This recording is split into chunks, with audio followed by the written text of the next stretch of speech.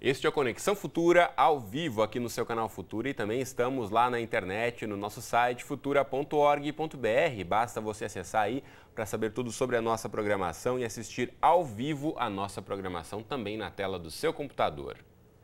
E estamos no mês mundial de combate ao câncer de próstata. Pois é, estima-se que apenas aqui no Brasil sejam diagnosticados quase 69 mil novos casos da doença em 2014.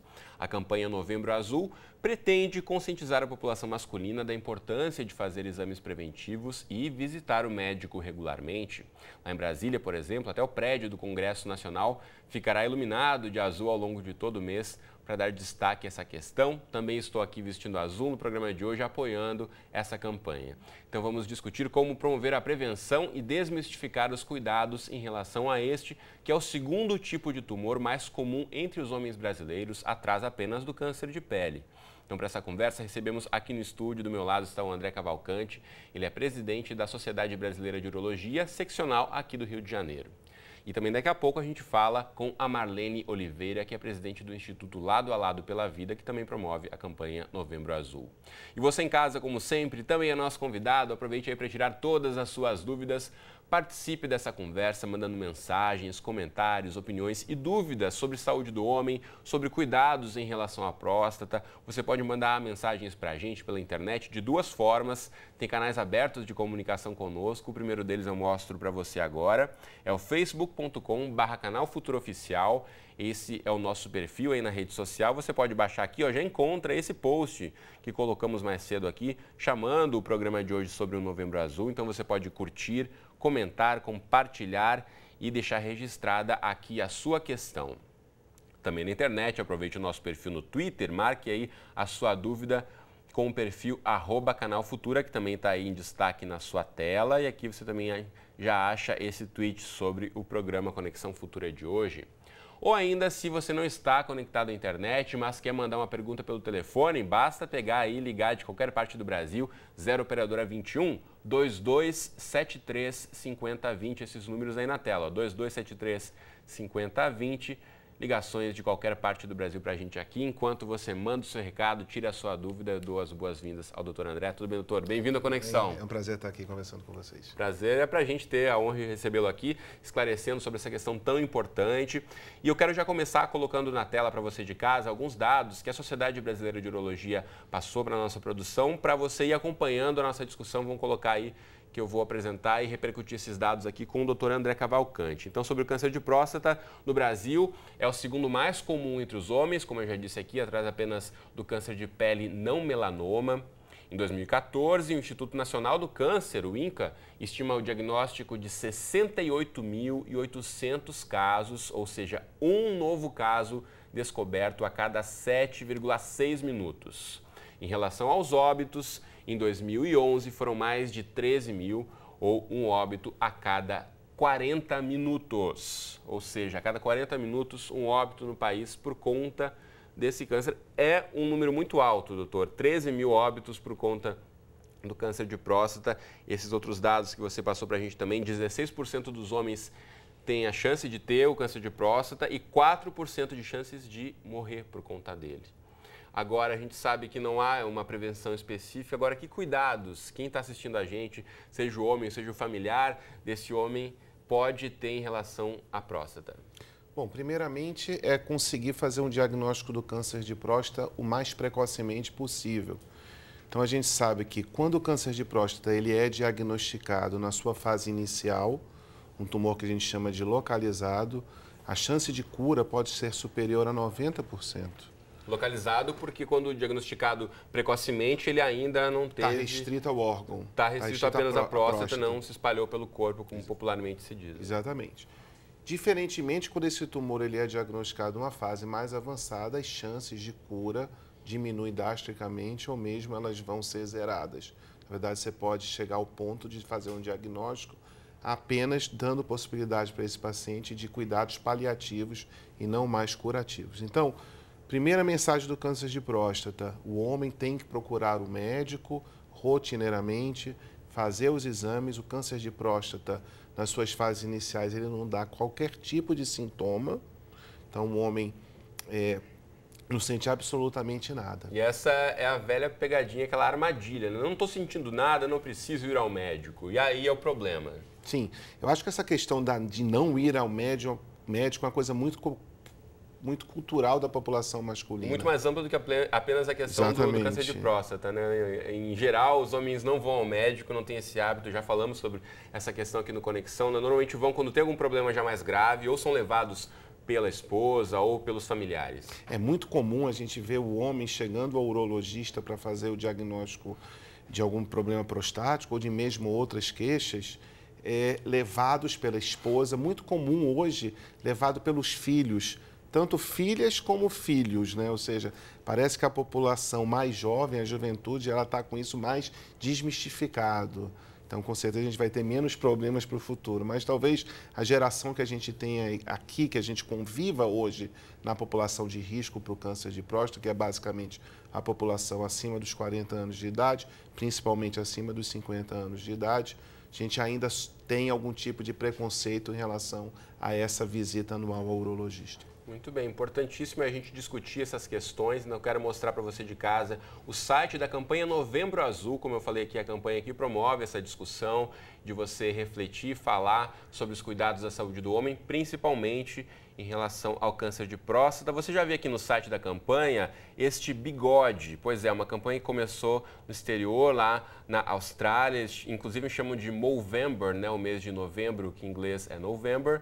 Movember porque muitos homens fazem parte da campanha raspando a barba, ficando só de bigode para conseguir doações de caridade, enfim, do pessoal, seus amigos, e promovem até uma competição muito interessante para fazer doações para pesquisa e tratamento em relação ao câncer de próstata. Aqui eu cheguei a pensar em colocar só bigode, mas acabei mantendo a minha barba, mas a gente está fazendo a discussão aqui que está valendo a pena também para você de casa promover essa reflexão em casa. Eu quero mostrar um vídeo sobre a campanha que está lá no site também. Você pode acessar depois o site, ter outras informações. Vamos rodar aí para você de casa para ter outras informações sobre essa campanha tão importante. Vamos lá.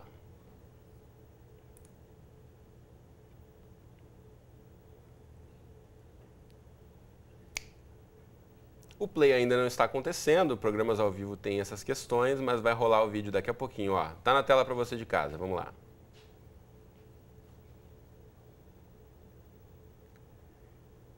Então, como falamos aí, em 2014, 69 mil novos casos de câncer, arredondando para cima. Então, a descoberta precoce tem 90% de chance de cura. E você sabe aí, né? Você pode ajudar a mudar essa estatística, fazendo discussões, promovendo aí o conhecimento e principalmente convencendo aí os homens da sua família a buscarem ajuda, a procurarem o tratamento médico o quanto antes. Drible o preconceito. A gente sabe que essa questão do câncer de próstata é vítima de preconceito aí de muitas camadas da população. A gente vai falar daqui a pouquinho sobre os exames preventivos em relação ao câncer de próstata, mas antes eu vou chamar agora para a nossa conversa a Marlene Oliveira. Ela é presidente do Instituto Lado a Lado pela Vida, que promove a campanha Novembro Azul em parceria com a Sociedade Brasileira de Urologia. Bem-vindo à Conexão, Marlene. Tudo bem com você? Tá, tudo ótimo, Cristiano. E você? Tudo certo. Melhor agora falando com você. Quero saber, então, quais as ações da campanha Novembro Azul reservadas aí agora para esse mês de novembro de 2014, Marlene? Estão previstas inúmeras ações, né? Então, nós temos caminhadas, corridas, ações em estádios de futebol, nós temos mais de 1.100 palestras agendadas para acontecer em empresas em todo o mês de novembro, isso é em todo o nosso país, ações em parques, espaços públicos. E o mais importante, né, é levar a campanha aonde o homem está. Então, nós estamos indo a estádios de futebol, aonde acontecem essas corridas de automobilismo, na construção civil, e todos esses espaços vão acontecer alguma coisa. Importantíssima essa escolha, eu acho importante de ressaltar isso, é uma campanha muito bem pensada, né? Já volto a falar com você, Marlene, o doutor pode reforçar essa questão também, de certa forma, ir ao encontro dos homens e não somente ficar com as campanhas distantes, e até os espaços frequentados e circulados ali por essa população que muitas vezes não tem acesso, não vai até um computador buscar um site como a gente está mostrando aqui, então a campanha ir até esse espaço levar a discussão é fundamental para ela repercutir. Eu acho que é fundamental, concordo plenamente com o que a Marlene comentou.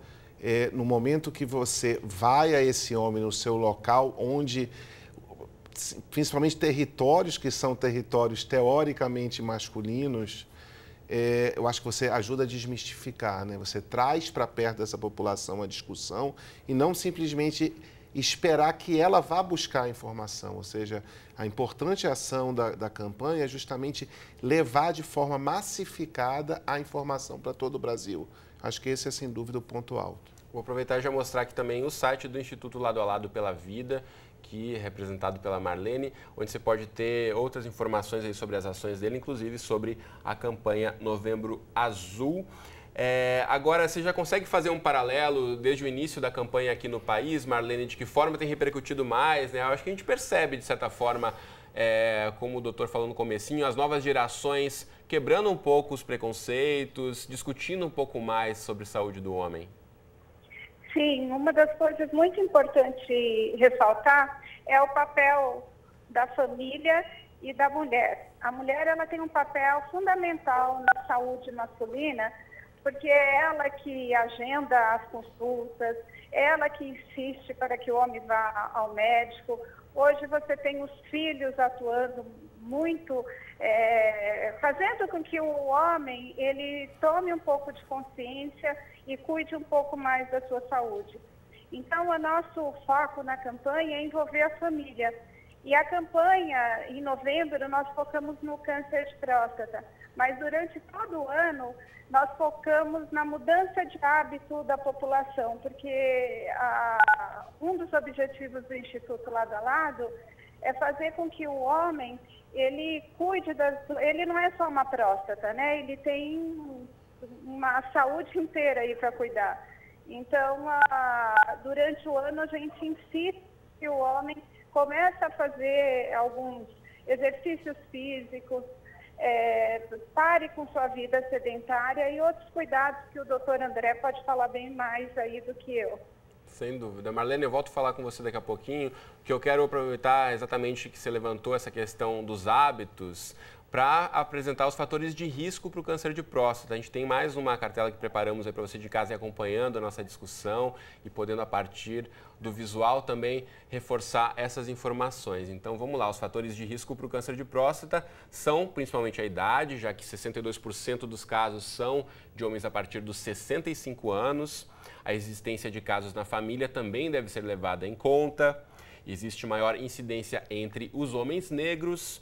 E o sedentarismo, a obesidade e uma alimentação inadequada à base de gordura animal e deficiente em frutas, verduras, legumes e grãos também são os famosos fatores de risco. Vamos deixar essa tela mais um pouquinho aí para o pessoal de casa acompanhar. Eu quero ouvir o doutor aqui. De todas essas questões, não tem uma que pese mais ou outra, né? Um conjunto, uma combinação de todos esses fatores que pode levar o homem a desenvolver o câncer de próstata, doutor. Acho que tudo são fatores para você identificar populações de risco. A próstata é uma doença do envelhecimento da população. Então, o que faz mais a gente também discutir a importância do câncer de próstata é que a população está envelhecendo. Então, se hoje a gente diagnostica 69 mil casos em 2014, provavelmente esses números, e certamente esses números vão crescer nos próximos anos. Porque a expectativa de vida do brasileiro está aumentando, então, consequentemente, mais casos de câncer de próstata vão acontecer. E o custo que tratar esses pacientes vai onerar os serviços públicos e serviços privados de saúde também tende a crescer da mesma forma. A questão de herança familiar é extremamente importante. Então, o homem que tem história familiar de câncer de próstata, pai, tios, irmãos, ele deve começar a fazer seu exame de próstata, inclusive precocemente. Então, enquanto a gente fala em torno de 50 anos para a população geral, a gente fala de 45 anos para essa população. Pode ser ainda mais cedo se a história desse homem foi de um pai, por exemplo, que teve um câncer de próstata de uma idade muito precoce, o que acelera, o que aumenta a chance de uma herança familiar. Então, câncer de próstata de familiares, principalmente câncer diagnosticado em idade mais jovem, aumenta bastante o risco.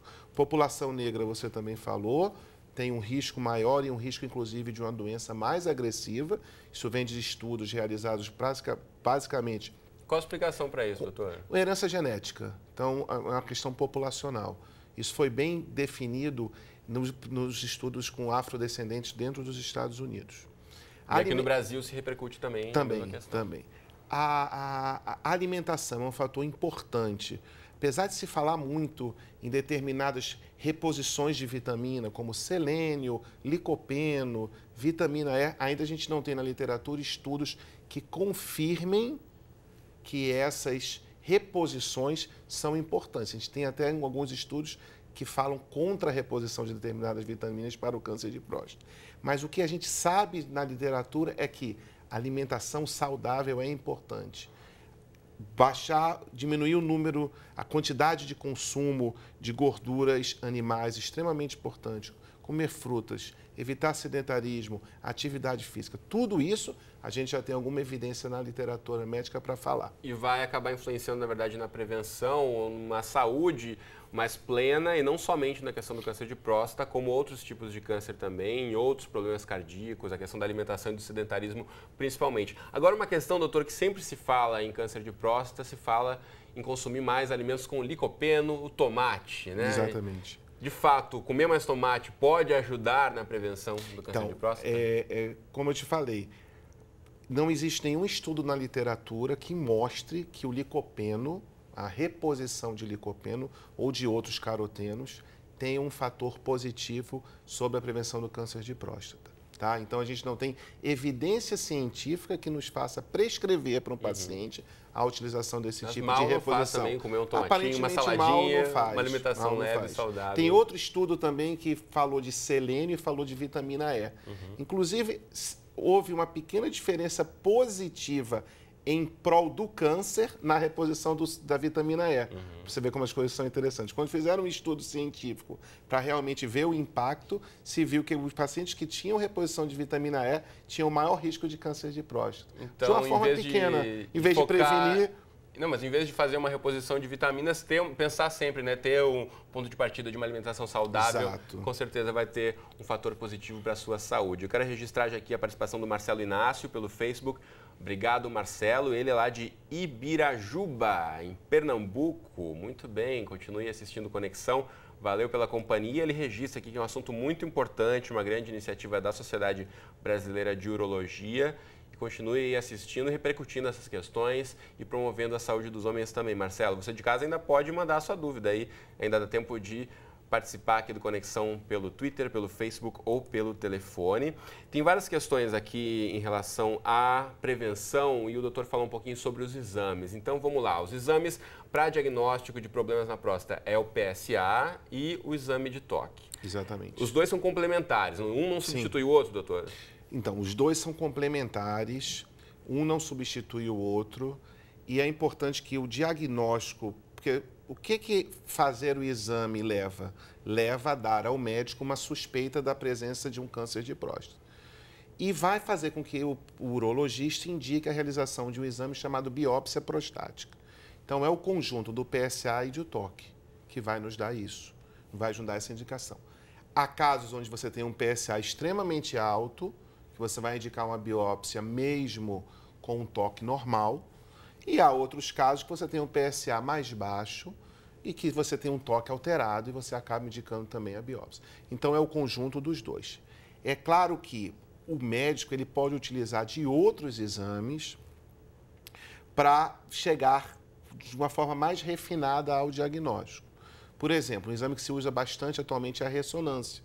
Então, a ressonância de próstata hoje serve para que, se eu tenho uma suspeita, eu possa selecionar melhor aquele paciente que vai fazer a biópsia, para evitar que uma biópsia seja feita de uma forma Então, para desnecessária. prevenir a biópsia, o exame de imagem pode substituir. Algumas vezes ele pode ser necessário. Algumas vezes, dependendo do caso, o médico pode avaliar que é o necessário. Agora eu quero voltar a falar com a Marlene, que representa o Instituto Lado a Lado. Marlene, você continua nos acompanhando? Continuo. Marlene, essa questão que falávamos aqui do exame, a gente sabe, né, que é uma questão polêmica muitas vezes, que promove discussões e resistência entre muitos homens. A partir do trabalho que vocês desenvolvem no Instituto, de que forma aí tem tentado quebrar um pouco essa barreira e, de fato, mostrar para os homens a importância do cuidado com a saúde, acima desse preconceito em cima dos exames? Uma das coisas que nós estamos fazendo na campanha e que tem dado um resultado muito positivo é lidar com o assunto de uma forma mais lúdica e muito mais leve. Então, nós sabemos que o preconceito ainda é muito forte. Então, que nem eu estava nesse final de semana numa corrida aqui no estado de São Paulo, onde participaram 8.000 pessoas e nós fizemos uma pesquisa falando sobre o exame de toque. 70% no universo de 1.100 pessoas que nós entrevistamos, cada um fazia um tipo de piada, de brincadeira, e falava, não, eu estou esperando chegar um exame que seja diferente, para não fazer o exame de toque. Aí nós levamos alguns atores, que eles eram do grupo Doutores da Alegria, onde eles conversavam com essas pessoas e a gente tentava, de uma forma mais leve, falar a importância de que o homem ele tem que acabar com esse preconceito, né? É um exame rápido, indolor, e que isso pode poupar uma vida, né?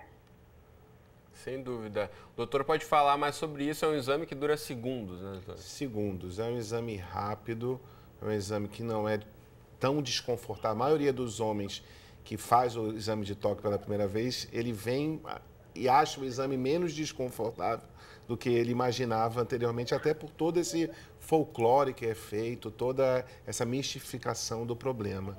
Então, ele é rápido e ele, na maioria das vezes, traz um resultado de alegria para o homem.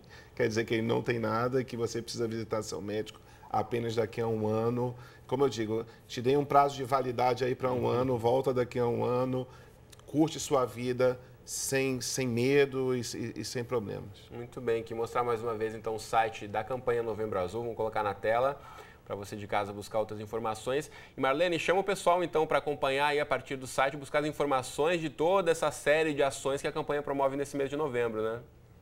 Exatamente.